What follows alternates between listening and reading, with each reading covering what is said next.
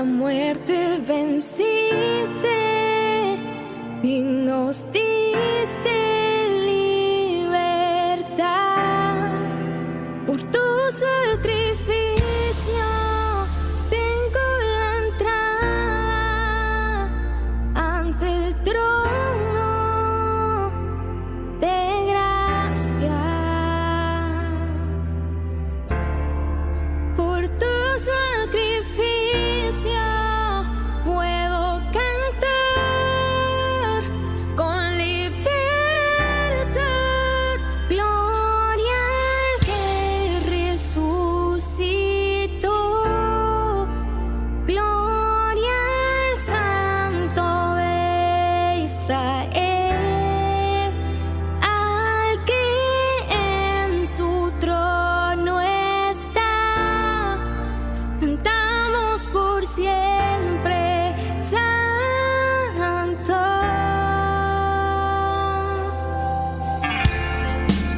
El cielo y la tierra cantarán de tu verdad, y toda rodilla a tus pies se postrará. Por tu sacrificio tengo la entrada ante el trono de gracia. Por tu sacrificio puedo cantar con libertad. Gloria al que resucita. Gloria al Santo de Israel, al que en su trono está. Cantamos por siempre, Santo. Gloria al que resucita. Gloria al Santo de Israel, al que en su trono está. Dios les bendiga, amados hermanos. Vamos a comenzar y seguiremos con el estudio bíblico del capítulo 17 del libro de Hechos. Pero antes de comenzar vamos a orar. Amén. Gracias, Padre amado, por este momento, Señor Jesucristo, que nos permites estar aquí, Señor, escudriñando tu palabra, Padre amado. Te pido que tú nos des entendimiento y me ayudes en este día para poder predicar tu palabra, Señor, y escudriñar tu palabra, Señor Jesucristo. Te doy gracias por este momento, Señor. Te agradecemos en todo momento porque tu misericordia es grande y sin igual. Te alabamos y te damos gloria y honra a ti, bendito Padre amado. Amén. Amén. Vamos a leer del versículo 16 hasta 34. Amén. Dice: mientras Pablo los esperaba en Atenas, su espíritu se enardecía viendo la ciudad entregada a la idolatría. Así que discutía en las sinagogas con los judíos y piadosos, y en la plaza cada día con los que concurrían. Y algunos filósofos de los epicureos y de los estoicos disputaban con él.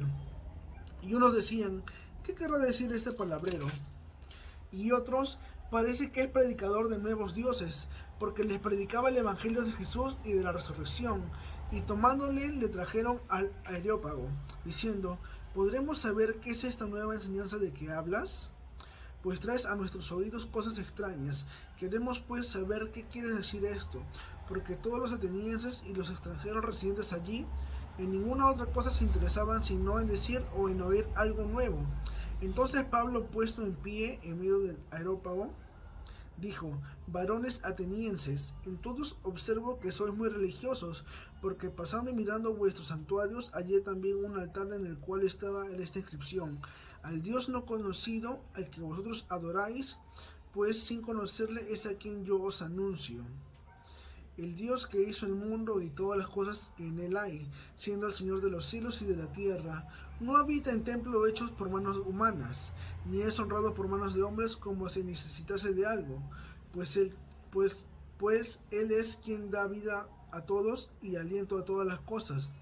y de una sangre ha hecho todo el linaje de los hombres, para que habiten sobre toda la faz de la tierra, y les ha prefijado el orden de los tiempos y los límites de su habitación, para que busquen a Dios si de alguna manera palpando puedan hallarle, aunque ciertamente no está lejos de cada uno de nosotros, porque en él vivimos y nos movemos y somos, como algunos de vosotros propios poetas también han dicho, porque linaje suyo somos. Siendo pues linaje de Dios, no debemos pensar que la divinidad sea semejante a oro o a plata o a piedra, escultura de arte y de imaginación de hombres. Pero Dios, habiendo pasado por alto los tiempos de esta ignorancia, ahora manda a todos los hombres en todo lugar que se arrepientan, por cuanto ha establecido un día en el cual juzgará al mundo con justicia por aquel varón que designó, dando fe a todos con haber levantado de los muertos. Pero cuando oyeron lo de la resurrección de los muertos, unos se burlaban y otros decían: ya te oiremos acerca de esto otra vez. Y así Pablo salió de en medio de ellos, mas algunos creyeron juntándose con él, entre los cuales estaba Dionisio el Areopagita y una mujer llamada Dámaris, y otros con ellos. Amén. Dice que Pablo se encontraba en Atenas, se encontraba predicando en las sinagogas y en las plazas con las personas que concurrían todos los días. Vemos la ciudad de Atenas era una ciudad en la cual se caracterizaba porque predominaba la filosofía. Por ejemplo, en la historia universal podemos ver que de aquí salen grandes filósofos. Viendo la historia, por ejemplo, Sócrates, Pitágoras, Platón, Sófocles. Y vemos que aquí habían dos tipos de filósofos en los cuales se mencionan en el versículo 18, los cuales eran los epicureos y los estoicos. Los epicureos eran las personas que tenían el pensamiento que si ellos hacían las cosas bien, todas las cosas que ellos iban a emprender o hacer, todo les iba a ir bien porque ellos hacían las cosas bien. Y los estoicos eran las personas que se sobrevaloraban a sí mismos, sino que eran personas que eran autosuficientes, personas que tenían un concepto elevado de ellos mismos, que podían hacer todas las cosas porque ellos eran aptos. Y vemos que Pablo, predicando las palabras en sinagogas y en todos los santuarios, vemos que dice que su espíritu se enardecía. ¿Por qué? Porque vemos que en esta ciudad de Atenas predominaba la idolatría, habían muchos ídolos. Y dice que los epicureos y los estoicos disputaban con él y le preguntaban, y ellos se preguntaban, ¿qué querrá decir este hombre charlatán, este hombre palabrero? Y vemos que Pablo estaba predicando el evangelio de Jesús y de la resurrección, y para ellos era algo nuevo porque nunca habían escuchado de eso. Y dice que, y tomándole, lo llevaron al Areópago. ¿Qué es el Areópago? Era un lugar donde se cenaba y se reunían las personas, los atenienses y los extranjeros que residían allí en Atenas, para tomar asuntos que nunca habían escuchado, cosas nuevas. O sea, era un lugar de reunión donde se juntaban todas las personas para disputar cosas que nunca habían oído, cosas nuevas. En este caso se habían reunido para que Pablo pueda explicarles sobre la evangelización que él estaba haciendo, porque ellos nunca habían escuchado de Jesucristo ni de la resurrección. Y vemos que lo llevan y le preguntan, ¿qué es lo que estás hablando? ¿Qué es lo que estás predicando? Porque nunca hemos escuchado. Y vemos que Pablo se pone de pie y comienza la disertación. Y acá hay algo interesante porque les dice en el versículo 23, porque pasando y mirando vuestros santuarios, hallé también un altar en el cual estaba esta inscripción: al Dios no conocido. Y acá toma esta pequeña recuerdo que tenía de por donde había pasado un santuario que decía el Dios no conocido, y les dice: el Dios no conocido es el Dios que yo anuncio, el Dios que creó el mundo y todas las cosas que en él hay. Y les dice que él es el Señor de los cielos y de la tierra, que por él han sido creadas todas las cosas, que por él vivimos, por él nos movemos, porque somos linaje del Señor. Y les dice también que no debemos pensar que la divinidad sea semejante a oro o a plata o a piedra, escultura de arte e imaginación de hombres, que no debemos de tomar al Señor a nuestro libre expresión, a lo que nosotros queramos adaptarlo, por así decirlo. Esto quiere decir que no debemos tomar al Señor a nuestra propia conveniencia, Y vemos y seguimos que seguía predicándoles sobre Jesucristo y la resurrección. Pero vemos que cuando él sigue predicando la palabra del Señor y los confronta, confronta su filosofía, porque ellos pensaban que por ellos mismos vivían o hacían todas sus cosas, vemos que la palabra va confrontándoles. Pero cuando él seguía predicando la palabra de la resurrección, porque Dios había enviado a su Hijo para que todos crean en él y no se pierdan, vemos que muchas personas se rieron. Y otras personas solo escucharon y dijeron que lo iban a volver a escuchar en algún otro momento. Y vemos que al terminar de disertar la palabra, vemos que él se pone de pie y se retira de ese lugar. Sin embargo, vemos que hubieran personas que también se convirtieron. Porque dice en el versículo 34, más algunos creyeron, juntándose con él, entre los cuales estaba Dionisio, el Areopagita, y una mujer llamada Damaris, y otros con ellos. Vemos aquí, amados hermanos, que siempre en cualquier momento, cuando nosotros vayamos a predicar la palabra, siempre van a haber personas que quizás se burlen de nosotros por predicar el evangelio del Señor. Porque hay personas que quizás que van a querer menospreciarnos, o porque son personas orgullosas, o personas que tienen un tipo de filosofía que les han inculcado desde pequeños quizás.